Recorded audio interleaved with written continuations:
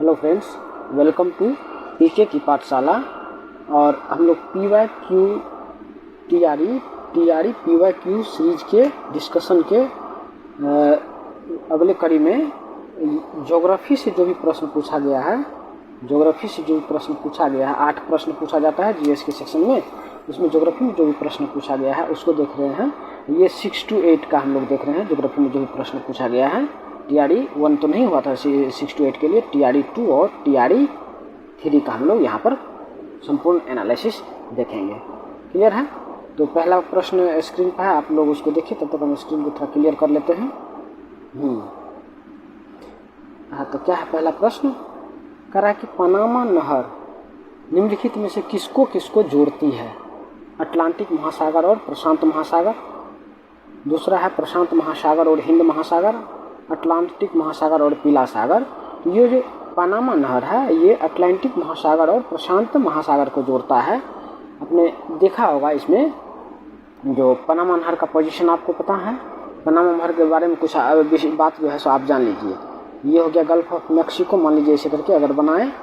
ये मान लीजिए हो गया हमारा नॉर्थ अमेरिका।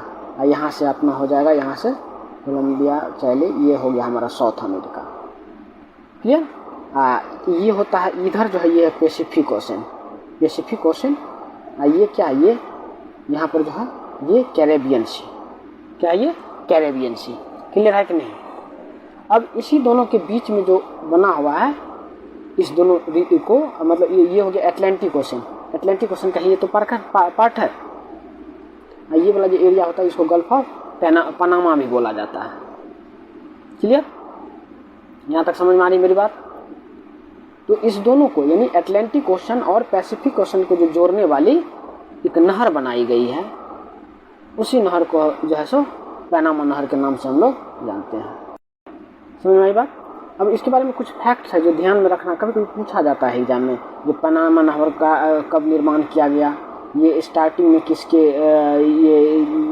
ये इसमें आता था, अंदर आता था, अभी किसके अंडर है, मतलब किसका अधिकार क्षेत्र में आता है ना? तो कुछ फैक्ट्स है अगले टर्म में हमने ले रखा है उसको, तो आप उसको देख लीजिए। पर पनामा नहर क्या है?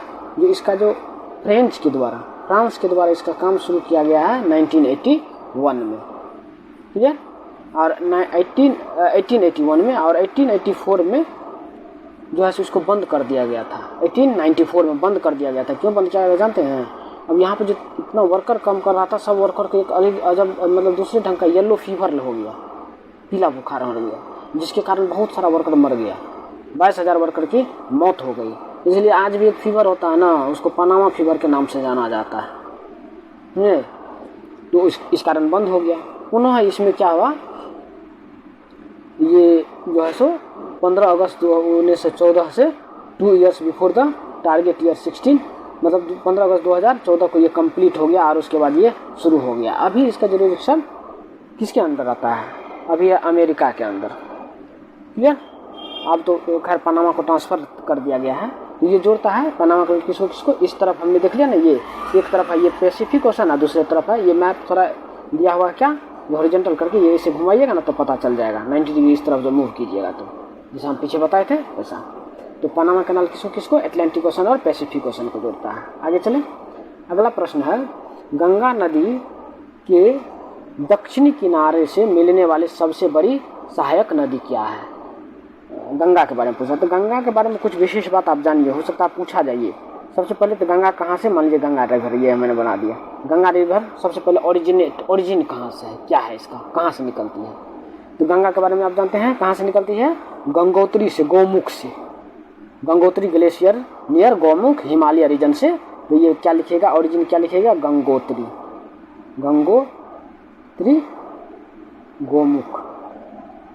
गोमुख से निकलती है।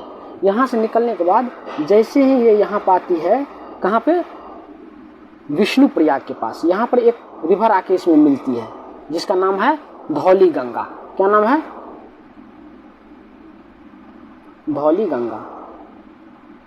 गंगा मिलती है। तो इसको जहाँ पे मिलती है धौली गंगा, उसको बोलते हैं हम लोग विष्णु प्रयाग। लिख देते हैं खाली VP। क्या बोलते हैं? विष्णु प्रयाग।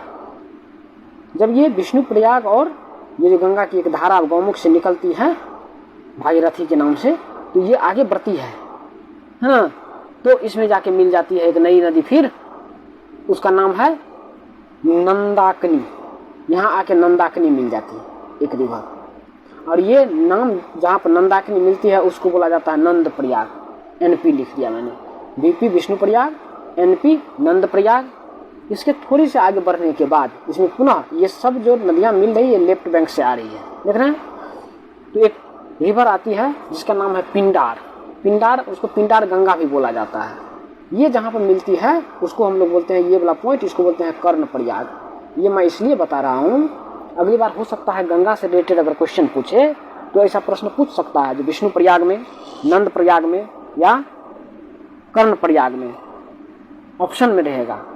अब पूछेगा जो गंगा और पिंडार गंगा का मिलन कहाँ होता है, ऑप्शन देगा विष्णु प्रयाग, नंद प्रयाग, कर्ण प्रयाग, रुद्र प्रयाग, देव प्रयाग। अब बनाइए आप। तो जब तक आपको ये जो पांचों प्रयाग है ना, विष्णु प्रयाग, नंद प्रयाग, कर्ण प्रयाग, रुद्र प्रयाग और देव प्रयाग, ये पांचों याद रखिए। क्लियर? तो सबसे ऊपर में क्या हो गया, विष्णु प्रयाग। क्लियर? देख रहे हैं यहाँ पर सबसे ऊपर में विष्णु प्रयाग। उसके बाद क्या पर है, विष्णु भगवान अपना अवतार लिए किसके यहाँ, नंद बाबा के यहाँ। तो उसके बाद हो गया नंद प्रयाग। उसके बाद कर्ण प्रयाग, वहां से जन्म लिए थे तो किसको मरवाए थे बाद में, अर्जुन की मदद से, कर्ण को, है ना। तो कर्ण प्रयाग। कर्ण प्रयाग के बाद देख रहे हैं, कर्ण प्रयाग के बाद क्या हो रहा है, वो एक बार रौद्र रूप भी ले रहे हैं। तो आगे आ गया रुद्र प्रयाग। तो रुद्र प्रयाग में कौन मिलता है के, इधर से, कहां से, बाएं तरफ से यहाँ पे मिलती है मंदाकिनी। मंदाकिनी क्लियर है, रुद्र प्रयाग। अब एक रिवर आती है जो कहा जाता है कि देवलोक से गंगा को लाने का श्रेय उन्हीं को जाता है, उन्हीं के नाम पर एक रिवर है। ये क्या मंदाकिनी जहाँ मिलती है, हमने क्या बताया था, इसको बोला जाता है रुद्र प्रयाग। क्या है, आरती, रुद्र प्रयाग। एक रिवर और दाएं तरफ से आके मिलती है ना, जिसका नाम है क्या, भागीरथी। भागीरथी, भागीरथी जहाँ पर मिलती है, ये क्या है, देवलोक से लाए, तो इसीलिए इसको देव प्रयाग बोला जाता है। जहाँ मिलती है क्या है, देव प्रयाग। डीपी लिखिए, देव प्रयाग। क्लियर है? ये पांचों प्रयाग आपको याद रहेगा, है ना। सबसे पहले सबसे ऊपर में विष्णु भगवान को दे दिए तो विष्णु प्रयाग हो गया। उसके बाद विष्णु जी अवतार लिए किनके यहाँ, श्री कृष्ण के रूप में, नंद बाबा के यहाँ, तो नंद प्रयाग हो गया।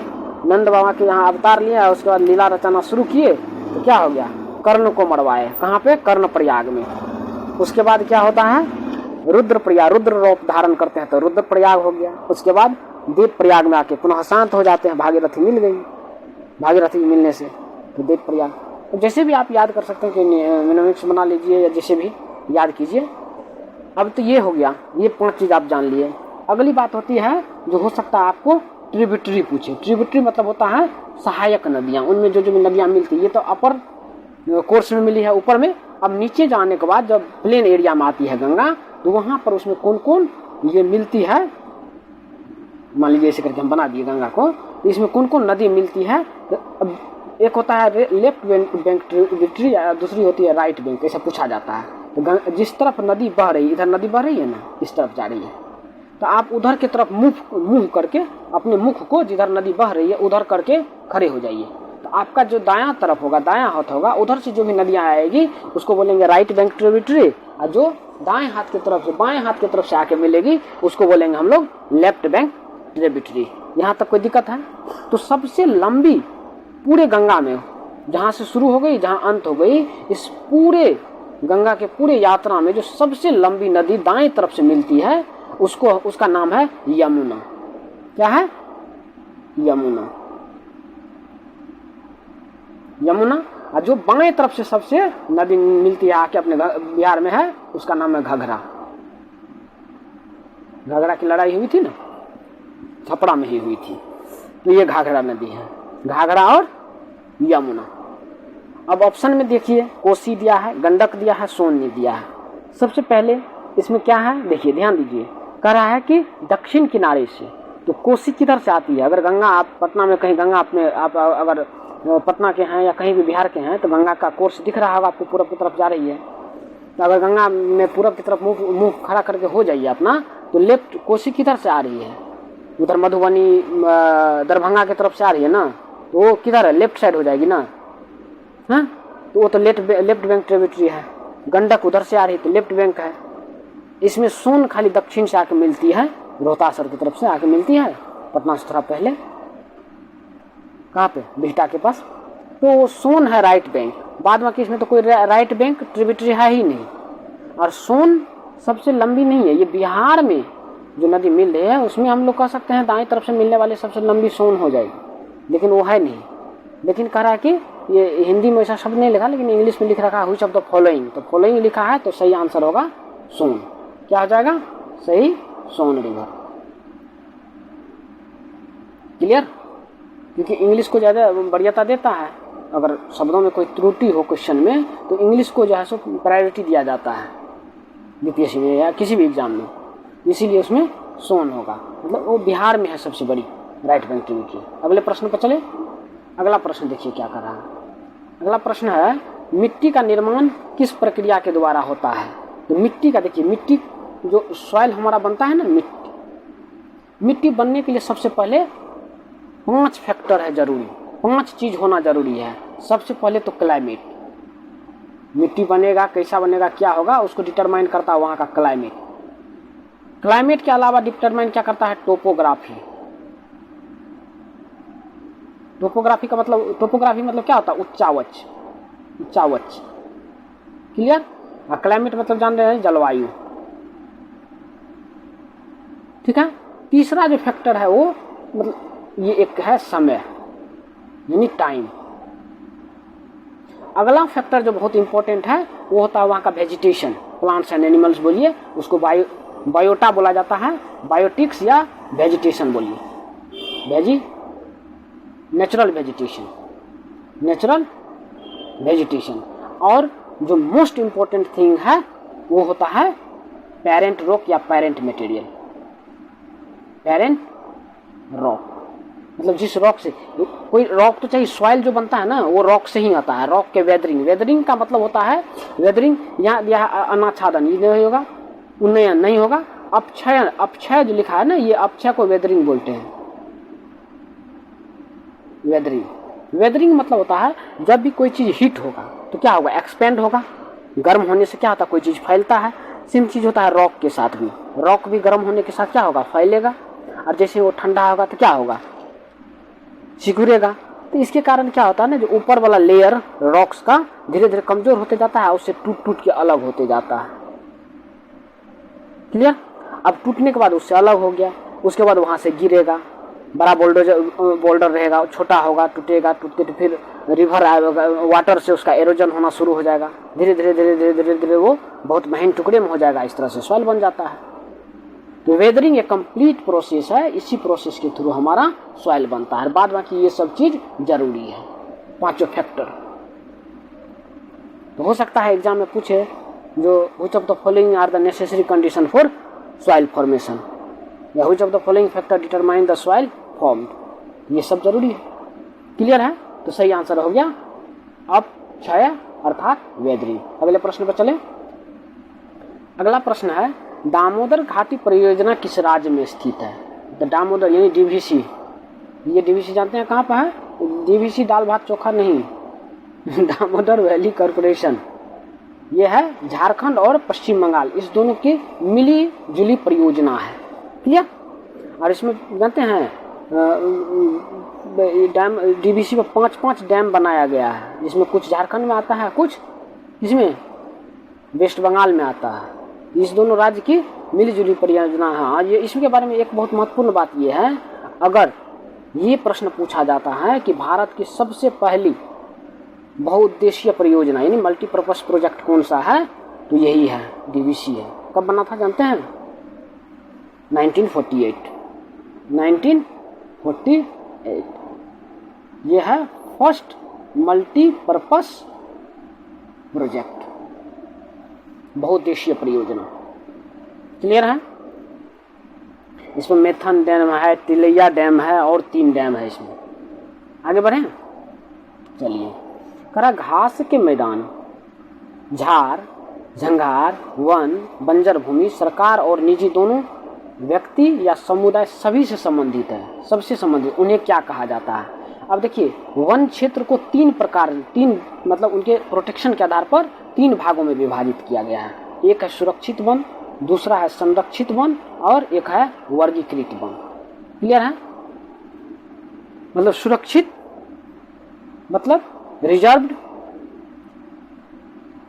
एक होता है रिजर्व फॉरेस्ट, एक होता है प्रोटेक्टेड और एक होता है अनक्लासिफाइड, जिसका कोई क्लासिफिकेशन ही नहीं है। क्लियर? तो जो रिजर्व फॉरेस्ट रहता है ना रिजर्व्ड, उस फॉरेस्ट में काफ़ी रेस्ट्रिक्शन रहता है, उसमें मतलब गवर्नमेंट का हाईएस्ट कंट्रोल रहता है, सबसे हाई लेवल का कंट्रोल गवर्नमेंट का है। उसमें जो कुछ एक्टिविटीज होता है जैसे शिकार, हंटिंग, ग्रेजिंग, ट्री कटिंग, ये सब चीज़ प्रोहिबिटेड रहता है, एकदम बिल्कुल मना रहता है। क्लियर?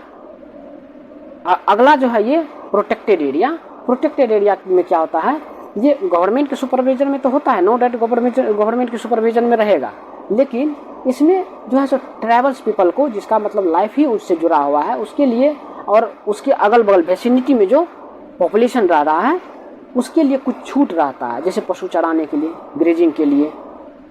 उसके बाद जैसे तेंदू का पत्ता तोड़ने के लिए झारखंड में लोगों को छूट रहता है। तो कुछ चीज़ जो उनके जीवन यापन से संबंधित है, इतना काम करने के लिए उसको मतलब उस एरिया में जाने के लिए उन लोगों को उतना प्रोहिबिटेशन नहीं रहता, वो जा सकता है, प्रोहिबिटेड नहीं रहता। क्लियर है? और तीसरा रहता अनक्लासिफाइड, जिसमें कोई क्लासिफिकेशन नहीं है, ये डायरेक्ट कंट्रोल इस पे गवर्नमेंट का नहीं रहता है और कोई स्पेसिफिक रेगुलेशंस और रेस्ट्रिक्शन नहीं है इसमें।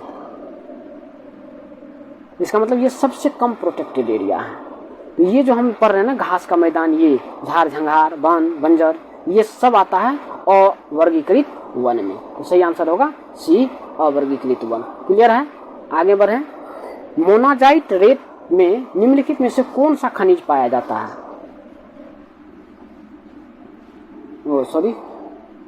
अगले प्रश्न पे चले। अगला प्रश्न है, मोनाजाइट रेत में निम्नलिखित में से कौन सा खनिज पाया जाता है? मोनाजाइट में खनिज तेल नहीं, यूरेनियम नो, थोरियम। तो मोनाजाइट जो है एक थोरियम का ओर है, इंडायरेक्टली आपको पूछा गया है ओर, अयस्क। क्लियर है? तो मोनाजाइट दे दिया है आपको, अयस्क दे दिया है, आप पूछा गया उसका मेन मेटल्स क्या है, उससे कौन सा जो है एलिमेंट का एक्सट्रैक्शन हो रहा है, तो थोरियम का एक्सट्रैक्शन होता है मोनाजाइट से। क्लियर है? मतलब एक ओर से पूछ रहा है क्वेश्चन। आगे बढ़ें। अगला प्रश्न है, चंद्रमा के दक्षिणी ध्रुव पर सुरक्षित लैंडिंग का कार्य किस तिथि को पूर्ण हुआ? ये तिथि तो सबको याद रहना चाहिए, अब तो और भी याद रहना चाहिए, क्योंकि 23 अगस्त को ही किस दिन के रूप में घोषित कर दिया गया है, अंतरिक्ष दिवस के रूप में इसी को मनाया जाएगा, घोषणा कर दिया गया है। 23 अगस्त को ही अब अंतरिक्ष दिवस मनाया जाता है। बताइए तो 7 अगस्त को कौन सा दिवस 7 अगस्त को कौन सा दिवस मनाने का घोषणा किया गया है? चलिए अगला प्रश्न है, कह कि प्रामाणिक पोषक इकाई, निम्नलिखित में से किसकी मापक इकाई है? भूमि की उत्पादकता नो, प्रोडक्टिविटी ऑफ, इसका तो नहीं है। भूमि की वहन क्षमता, ये भूमि की वहन क्षमता है, कैपेसिटी ऑफ सॉइल है, कितना मतलब बियर कर सकता है, बियरिंग कैपेसिटी ऑफ सॉइल एक तरह से। फसल संतान, क्रॉप इंटेंसिटी से थोड़े मेजर करते हैं। क्रॉप इंटेंसिटी क्या होता है? जो एक ही साल में एक पार्टिकुलर एरिया में आप कितने क्रॉप को उगा सकते हैं, उसी को बोलते हैं हम लोग क्रॉप इंटेंसिटी। अगर एक ही क्रॉप उगाए हैं तो 100% इंटेंसिटी बोलेंगे, 2 क्रॉप तो 200% इंटेंसिटी हो गया उसका। क्लियर है? तो ये सही आंसर है भूमि की वहन क्षमता। अगले प्रश्न पे आए। देखिए अगला प्रश्न है, भारत में ज्वारीय और तरंग ऊर्जा उत्पादन के लिए अधिक अनुकूल परिस्थितियां कहाँ पाई जाती है? परिस्थितियां तो बहुत जगह पाई जाती है, लेकिन कह रहा कि इसमें अधिक अनुकूल मतलब इसमें से सबसे बेहतर होगा उसको हम टिक करें। खंबात की खाड़ी में तो है ही, ज्वारीय और तरंग ऊर्जा, क्योंकि ज्वार और तरंग तो वहाँ आता ही है। गंगा नदी में नहीं आती, लेकिन गंगा नदी जहाँ पर, कहाँ, वेस्ट बंगाल में जहाँ पर ये जाके समुद्र में गिरती है, वहाँ पर तो संभावना बनती है। गंगा नदी फिर बांग्लादेश चली जाती है पद्मा बन के, तो ये तो होगा नहीं। कच्छ की खाड़ी में है संभावना, क्लियर। तो लेकिन सबसे जो ज़्यादा संभावना, अधिक अनुकूल परिस्थितियाँ जो उत्पन्न होती है स्थिति, वो होती है हमारे खंबात की खाड़ी में। तो सही आंसर होगा इसका खंबात की खाड़ी। क्लियर है यहाँ तक, कोई दिक्कत? ठीक है, आगे बढ़ें। चलिए अगले प्रश्न पे आइए।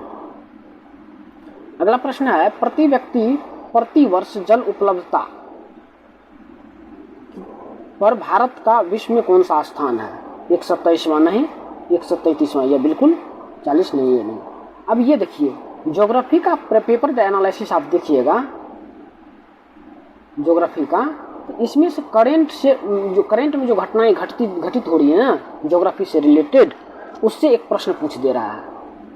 अब मान लीजिए एक तो इंडेक्स पूछ दिया है, तो ज्योग्राफी से संबंधित, लेकिन इंडेक्स पूछ दिया ना ज्योग्राफी से, इसलिए ज्योग्राफी से संबंधित आपको जो भी इंडेक्स जारी किया जाता है उसको आपको देखना है। और उसके बाद जो कुछ कॉन्फ्रेंस, जैसे कोप 30 है, कोप 27 है, वो जो जलवायु से संबंधित ये कॉन्फ्रेंस हो रहा है, समिट हो रहा है, इन सब चीज़ों को भी देख के रखना है। ठीक है, अगला प्रश्न पे आए। अगला प्रश्न है, प्राकृतिक संसाधनों के संरक्षण के लिए अफ्रीकी सम्मेलन किस वर्ष? देखिए फिर एक पूछ दिया।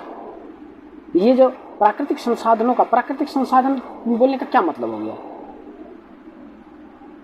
प्राकृतिक संसाधन किसको बोलिएगा? प्राकृतिक संसाधन का मतलब हो गया सॉइल, वाटर, उसके अलावा जितना भी ये प्लांट है, एनिमल्स है, फ्लोरा एंड फौना। क्लियर? और वो भी संसाधन का मतलब वो इकोनॉमी के लिए बहुत इंपॉर्टेंट है। न्यूट्रिशन, उससे मान लीजिए हो सकता है लोगों के लिए, लोगों का पोषण हो रहा है, कल्चरल एस्पेक्ट हो उसका। तो इसके संरक्षण के लिए जो भी एक कॉन्फ्रेंस हुआ, कहाँ पे? अफ्रीका में, उसको बोला जाता है अफ्रीकी सम्मेलन।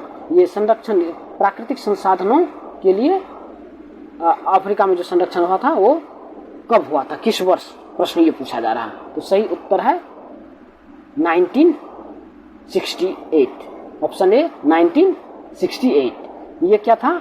African convention on conservation of nature and natural resources. अफ्रीकी convention on conservation of nature and natural resources. Clear? आगे बढ़ें। अगला प्रश्न है, भारत में पानी का सर्वाधिक उपयोग किस प्रयोग से होता है? हाँ, अब इसको जानना पड़ेगा। जो पानी का जो यूज होता है ना, दो तीन सेक्टर के लिए जान लीजिए। इस तीनों के लिए तो कम से कम जान ही लीजिए। एक उद्योग के लिए, एक घरेलू यूज के लिए, और एक सिंचाई के लिए। उससे सबसे ज़्यादा यूज हमारे यहाँ पानी का सर्वाधिक यूज होता है सिंचाई के लिए। और सिंचाई में भी जब से हमारे देश में हरित क्रांति, अब देखिए, जब भी अगर आप बीपीएससी के कंटेंडर हैं या कभी मेंस लिखे होंगे तो आपको पता होगा, जो हरित क्रांति का अगर डिमेरिट्स लिखना होता है ना, तो उसमें एक लिखते हैं क्या होता है? आवश्यकता से अधिक दोहन होने लगा था ग्राउंड वाटर का, क्योंकि वो जो हाई यील्डिंग वैरायटी बीज आया था ना हरित क्रांति के बाद, उस फसल को मतलब पानी की ज़्यादा आवश्यकता महसूस होने लगी, पानी ज़्यादा चाहिए था। इस कारण क्या हो गया? ग्राउंड वाटर का एक्सट्रैक्शन सब ज़्यादा होने लगा। अब देखिए, ग्राउंड वाटर का लेयर जो है बहुत नीचे चला गया है पंजाब और में, हरियाणा और में, क्योंकि ग्रीन, ये जो हमारे यहाँ हरित क्रांति हुई थी, उसका सबसे ज़्यादा बेनिफिट उसी एरिया में हुआ था। ये डिमेरिट्स में लिखा जाता है, जो over use of ground water. Clear? वो क्या क्या हमारा सॉइल को डिग्रेड कर दिया है, ग्राउंड वाटर लेवल को डिग्रेड कर दिया, डिप्लीट कर दिया है।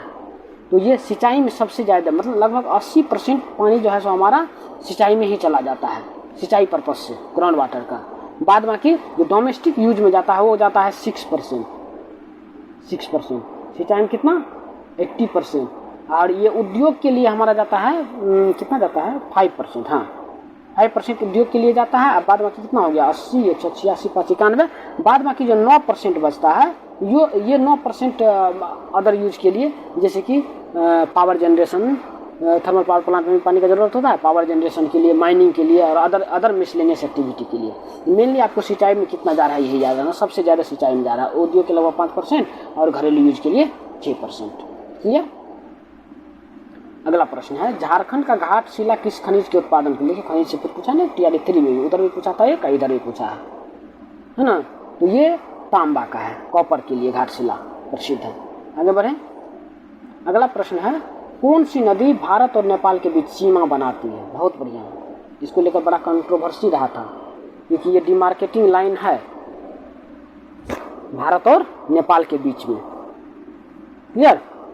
तो ये है हमारी काली नदी। काली नदी एक तरह से भारत और नेपाल के बीच में सीमा बनाती है, और इसी नदी के डिमार्केशन को लाइन को लेकर एक बार जो है सो इंडिया और नेपाल के बीच में थोड़ा सा मतलब कन्फ्रंटेशन हो गया था, क्योंकि नेपाल जो अपना आधिकारिक मैप जारी किया था उसमें काली नदी के इस पार तक के एरिया को अपने नेपाल के मैप में कंसीडर कर लिया। क्लियर? तो सही उत्तर है काली नदी। यहाँ तक कोई दिक्कत है? इस तरह से हमारा जो है सो ज्योग्राफी सेक्शन का 6 to 8 का ये जो है सो एनालिसिस है। आप लोग ज्योग्राफी का जो एनालिसिस देखिएगा ना, 1 to 5 में अगर प्रश्न है तो वो जो करेंगे तो उसको भी देखिए। उसके बाद जो है 9th 10th और 11th 12th का भी देख लीजिए, क्योंकि ज्योग्राफी के लिए सबका सिलेबस एक ही जैसा है, कहाँ से क्या पूछा जाएगा उसको देखिए, किस ढंग का प्रश्न पूछा जाता है उसको देखिए। और बहुत ज़्यादा इसके लिए आपको ये नहीं लेना है, प्रेशर नहीं लेना है ज्योग्राफी सेक्शन के लिए। मतलब अगर नहीं कुछ पढ़ रहे हैं ना तो सिंपली एक लुसेंट पढ़िए ना, लुसेंट से भी हो जाएगा। बाद में कि एनसीईआरटी से जो भी नई नई बातें हैं, एनसीईआरटी में कुछ लगता है संभावित ये बात है जो यहाँ से पूछा जा सकता है, मैं ट्रैक कर ही लिया हूँ जो कहाँ कहाँ से क्वेश्चन पूछा जा रहा है, तो उस ढंग से मैं सेट करवा दूंगा लास्ट में। 100-200 क्वेश्चन का एक सेट ज्योग्राफी का करवा दूंगा लास्ट में, एग्जाम से पहले मेरा महामैराथन में। क्लियर है? धन्यवाद।